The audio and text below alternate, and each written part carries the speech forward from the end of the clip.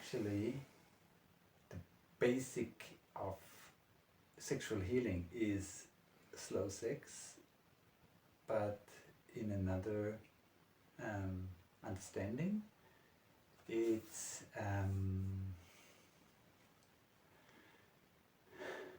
what slow sex inherits in itself is this part of the area where you can feel and explore yourself in when there is nothing else disturbing anymore. So there is, of course, you could say now, okay, then I go into the desert, I have nothing around me, I'm with myself, and then I dive into myself, and that's okay. That's a good way also to experience yourself with yourself in a singularity. And slow sex opens that part of exploring yourself with somebody. That means that you are held in the energy of your own being, your own man, your own kind. So there is a flow, there starts a flow from me to you and you to me. And when this is not the me, the part where I am with myself, it's this you and me, and these two things connect with each other, and to experience yourself in connection with your own kind is another level than experiencing yourself with yourself or with nature. So nature will be the whole thing, and the experience same time with your own kind. And this is a field which just only opens in this connection, in this basic, in this matrix even. So you need this other being with you to go there. You can't do it. You can't do that alone. So then there are in the sexual healing is actually accompanying the client, if you want to say so, into this field and bring the experiences and all these things into the mind, and really feel and experience this kind of connection, and that you can find yourself within this connection. And there starts the healing part of actually comparing what is connection in itself, to compare how does the connection to myself feel, how does the connection to somebody else feels, how is a connection to somebody else when from this person the connection does not come back, or when it comes back, and that heals actually the being a sister or a brother from all other of your own kind. And that's where sexuality goes. So you can have, I can say it even like that, you can make self-love and you can experience amazing things there. And then you can have sex with somebody else also, and you can make you can experience amazing things there. And both are enormous valuable, but none of them replaces the other. So it needs both. That's why sexual healing goes into this deepest connection possible, to go and heal inside of yourself, your world, in connection with other worlds, or at least with one other world. So that's the part. And the other one of slow sex is to to bring yourself to the point to grounding, 0.0, and wait there for an impulse which surprises you. So when you go into sexuality with somebody and you feel, oh wow, I'm so horny, and wow, I want to experience that and that and that because this is beautiful, and I want that and I want that, then you only repeat things you already know. You think, whoa, it's exciting, and whoa, I want to make this experience, whoa, know that, but actually you're just repeating what you know already and what proved as successful. And slow sex goes there where you will not be able to repeat anything which was successful already, and you're not going there where you know yourself, how you are, and you're not bringing the old self into it.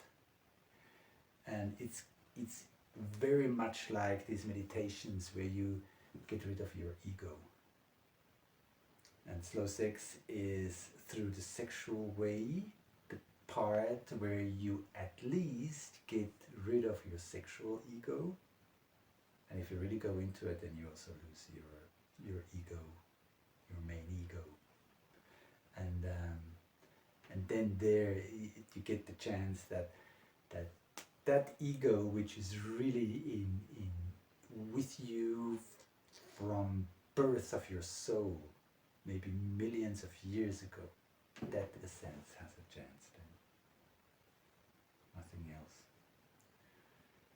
So for a lot of people, that's the challenge, to go into slow sex, because they need to kill the old ego. You have to kill it, otherwise the true essence has no chance.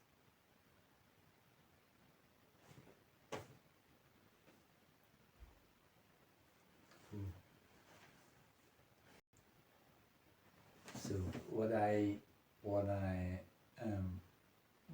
feel and what I experience a lot of times also when the group comes together and the participants sit there, there's this big readiness to go into slow sex, the big readiness to make an experience there, and the big, I think in most of cases, unconscious kind of readiness of going there to bliss myself more, and the bliss is there where I am good. With good I mean in which I am actually this divine soul going for enlightenment. So this is now a big phrase, but to be a person which is good in that sense. And there is this readiness. So I bring my willing to heal myself, heal others, heal the world, go there where is the light, and this is something which is automatically set to reach that field of true connection. So sometimes I ask myself, how is it to start there where I say, yes, I'm going now into slow sex, I am a connecting person, I am with my heart and my love, and I bring my heart, my love and my readiness to be vulnerable, to show myself, and to be love, to go into this connection. And this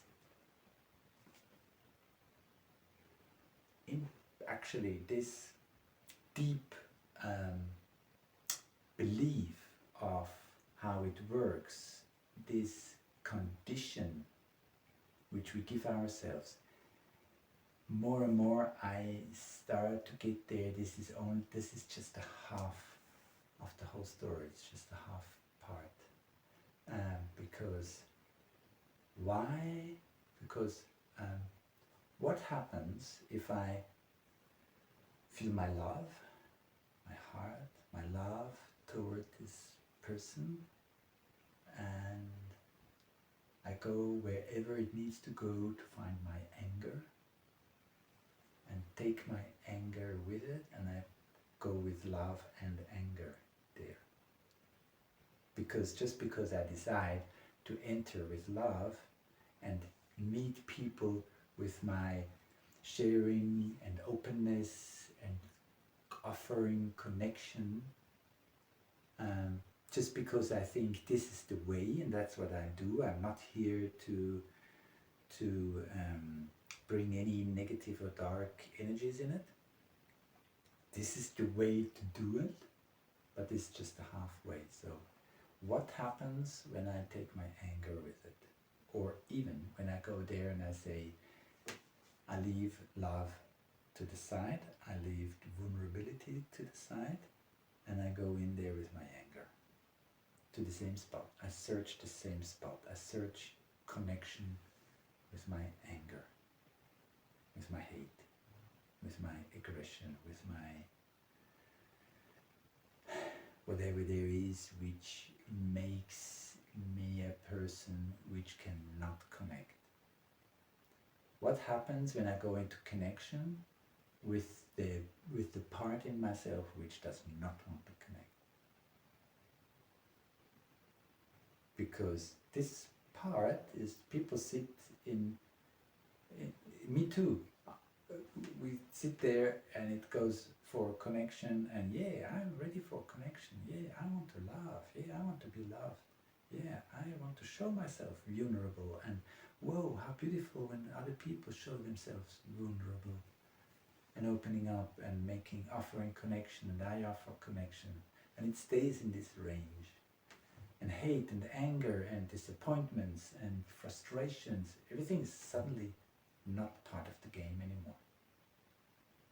So that this is one part we are looking for in the slow sex orgy, to give that part also a space. And there I ask myself,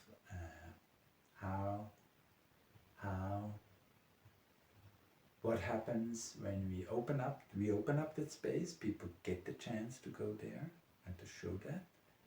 And what if we say, cool, good to see you in anger, and now take this anger and go into the connection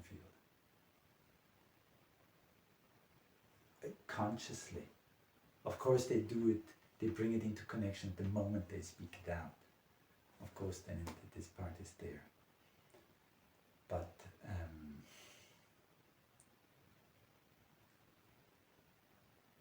and to I think when we step in with love and openness, then we make a connection in love and openness. And then it stays there in love and openness. When we go in with anger and frustration and love and openness, then we go into connection with all these things same time.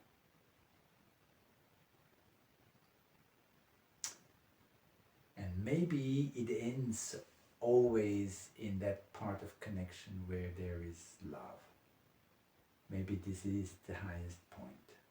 Maybe it will show that we can go with only anger into connection. And if we really do it right and really live it and really are there, that it transforms into being with total love in connection. Maybe it leads there anyway.